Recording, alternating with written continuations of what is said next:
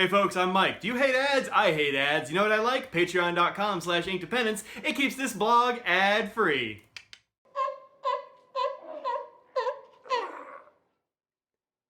Hello and welcome to an Inkdependence.com brief video review and water drop test. Today we have an ink from Pelikan.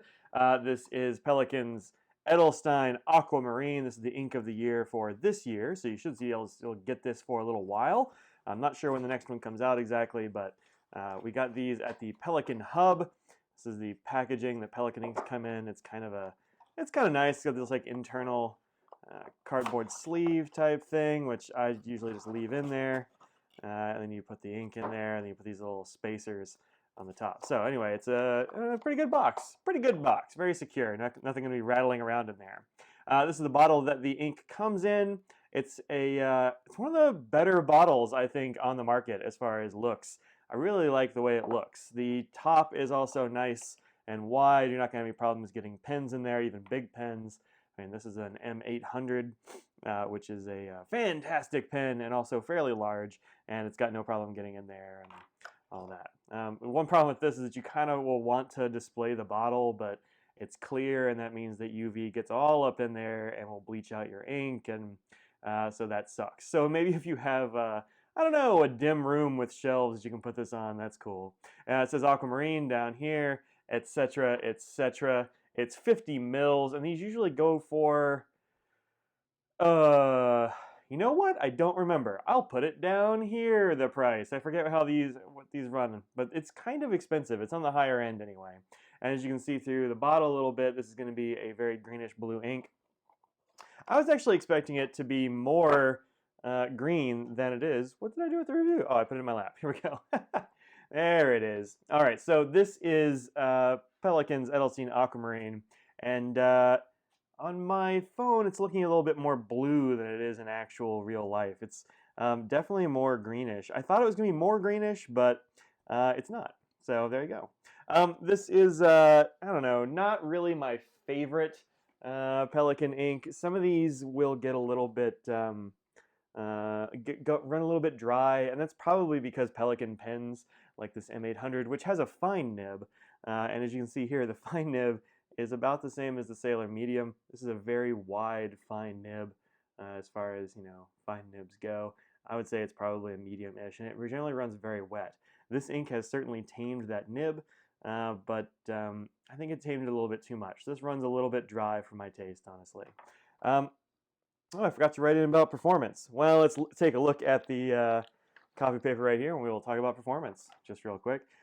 No real big problems from the Pelikan. It doesn't show too much in the way of feathering or spreading. A little bit, but not too much. On the back, you can see that it definitely did bleed through a little bit. Not a huge amount, but a little bit. From the Sailor, I did get some feathering and such. About what you'd expect, I guess. I was expecting a bit less, maybe, given how dry this runs, but you know, it performs okay. So really, my review of this ink, in a nutshell, is that it's okay, but it's not gonna blow your doors off, I don't think. So performance, some feather and spread.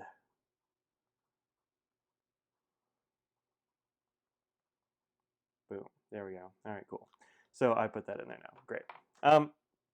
As far as comments and such, like I said, it feels a little bit dry. And actually, on this this Sailor, this is my 1911. This is a 1911 standard, far smaller than the 1911 large, which is a much bigger pen. Anyway, this one has a hard medium nib, and it's I mean, it's a good nib. It's got a bit of an interesting you know, shape to the tipping, which makes it a little bit finicky as far as writing angle. I think that's common to this variety of pen. But it definitely feels, the ink definitely feels dry on this nib. It feels like it drags a little bit. Not on Rhodia, I haven't had any, I mean, writing on Rhodia is always great, but writing on anything else pretty much, it feels like it kind of drags. And I was actually wondering if my nib needed to be smoothed or something, but it's really just the ink. The ink's just dry and it feels kind of draggy, so there you go. All right, let's look at the comparisons here right quick. I didn't have anything handy that was really very close to it, actually. Franklin Christoph's Franklin Green is kind of close, but you can see it's about, I don't know, several shades darker. Emerald 357 is more green and less blue, but somewhere in the same family, I think. And then Ricky Cha, which is probably my favorite of this Sailor line, this new Sailor line, is entirely different. The reason I put that on there, actually, where is a pen that has that in there, this says, is that that ink changes color, and I thought it was going to be more green. So, whoop, shaking the whole shebang.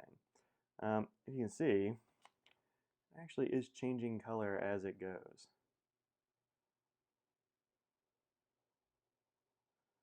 Starts out kind of a green and then turns to a brown almost, which is it's very interesting. Anyway, I thought it was going to be more green than it is, but there you go.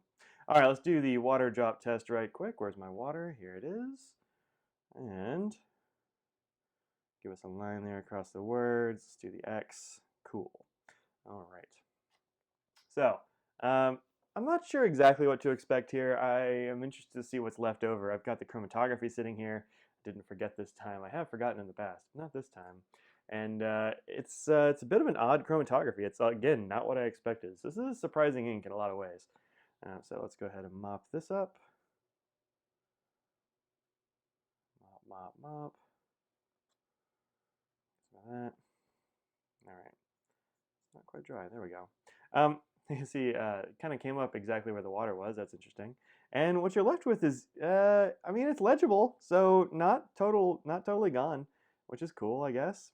And you see a bit of a different color there. It did take away a lot of that ink. So I'm not going to say it's water resistant. If you look here, you'll see that it's kind of aquamarine there, and then it fades to like a real pale olive green maybe there.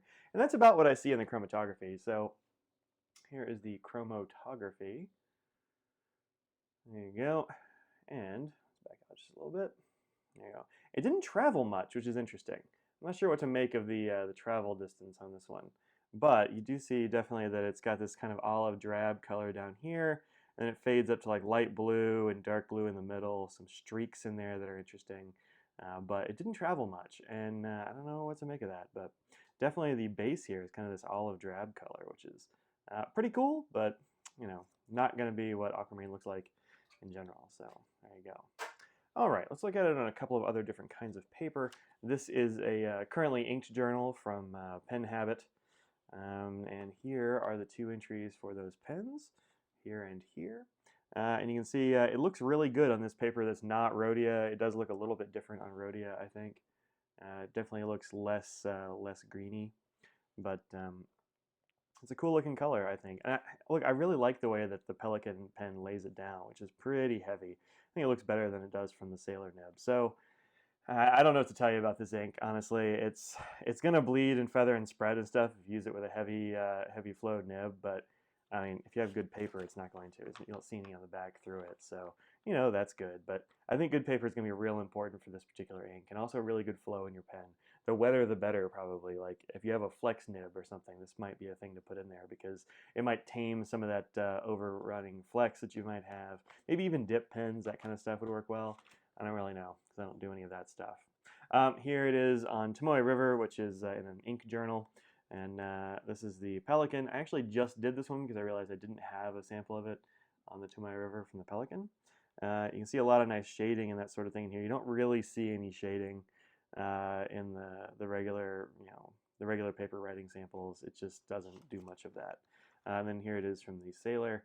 You can see it's much lighter. If you just look at the scribble versus that scribble, entirely different sort of look. So anyway, there you go. All right, so that's this ink on lots of papers. Well, I guess 3 papers, and you got some idea of what it's going to look like compared to other inks. Again, this is kind of a hard ink to photograph. I'm not sure how well my iPhone is doing here. It generally does pretty well, so we'll see how it looks in the final analysis. But this is a kind of an aquamarine. It's definitely a blue-green. It's in a weird color spot, and I'm not sure I have anything else that really looks like it. So, that's kind of cool. So there you go. I got this from a Pelikan hub, so I don't have to, there are no sponsors or anything on this one. You can find it at all the normal places you'll find Pelikan inks, which are most of the places.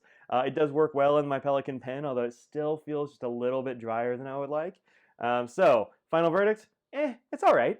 I've got a couple of bottles of it. Well, I have one and my wife has one, and they'll probably last a long time because we're probably not going to be using them too much. So I would say unless you are a completionist with regard to the Edelstein ink collections for the ink of the year, this is one you could maybe skip. Some of the other ones are very cool. This one, thoroughly meh.